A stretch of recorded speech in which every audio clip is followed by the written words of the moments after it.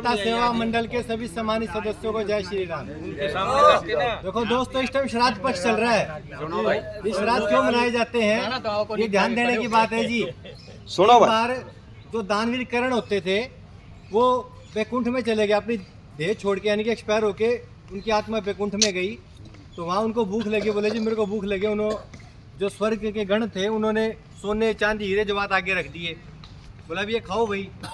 बोला भी इससे तो भूख नहीं मिटती, भूख तो मिटेगी भोजन से, अन्न से। बोला भी जो नीचे पृथ्वी पे दान किया जाता है वही चीज़ ऊपर मिलती है बैकुंठ में। तो बोला जी ये तो भाई खूब बड़ी, मैंने दान तो खूब करे लेकिन अन्न का दान नहीं करा, सोने चांदी हीरे जवाहरात का करा। तो उन्होंने स्वर्ग के जो अधिपति थे, बैकुंठनाथ थे, उनसे प्रार्थना करके 15 दिन के लिए देवर मांगी, 15 दिन की मेरे को जीवन की मोहलत दी जाए। तो नीचे आके उन्होंने अन्न के भंडारे लगाए, जब भी हमारे ये श्राद्ध पक्ष मनाए जाते हैं। और 2 घटनाएं आपको वो बताऊंगा जो ये साबित करते हैं कि पितृलोक भी और पितृ देवता भी हैं जिनके हम श्राद्ध मनाते हैं। एक बार क्या होया जी, हमारे पड़ोस में डॉक्टर मुरारीलाल की गली में एक धन्नू चाय वाला होया करता। ये 40 साल पुरानी बात है ये। वो घना गरीब था, इतना गरीब की दाल रोटी का गुजारा मुश्किल होता था। और उसकी सिस्टर ब्याह रखी थी कलकत्ता, खूब पीछे वाली पार्टी थे वो।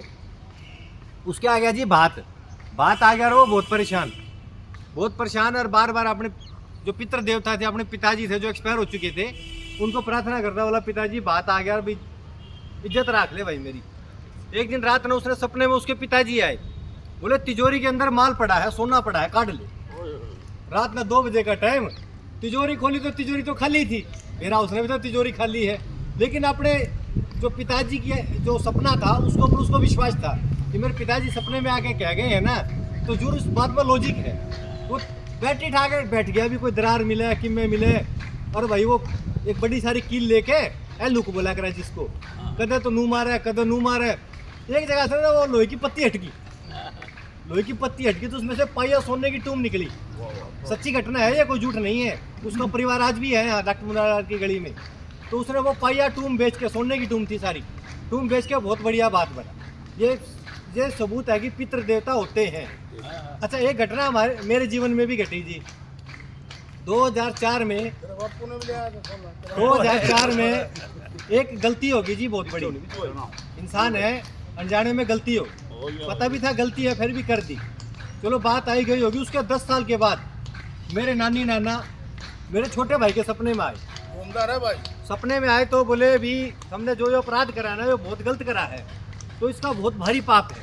वैसे कल गीता में बताया था वो पाप, बोले ये तो बहुत भारी पाप है। तो छोटा भाई बोले इसका प्रायश्चित क्या है। उन्होंने प्रायश्चित भी बताया भी, नू कपड़ा करके नू मंदिर में फेर के नू जो बताया। तो छोटा भाई सपने में सवाल कर रहा है, बोला नाना इस बात का क्या है, सपना सच है कि झूठ है। बोला सही 12 बजे एक ग्राहक आओगा थर्क में, सवेरे 12 बजे एक ग्राहक आओगा, 400 रुपये का कपड़ा लेगा, जो सबूत है। और अगले दिन आकर ना वो 12 बजे ही 400 का कपड़ा वापसी भी दे के जाएगा। जो मान लियो कि ये प्रूफ है इस बात का। तो जी सपना था, भाई सवेरे उठा, नहा धो के दुकान पे आ गया। अगला दिन बीत गया, 400 रुपये का कपड़ा एक ग्राहक आके ले गया, कुसुम्भी का था वो पंडित जी। अगले दिन वो 12 बजे फिर आया, बोला भाई ये कपड़ा वापसी ले ले, घर में पड़े थे जोड़े, काम चल गया।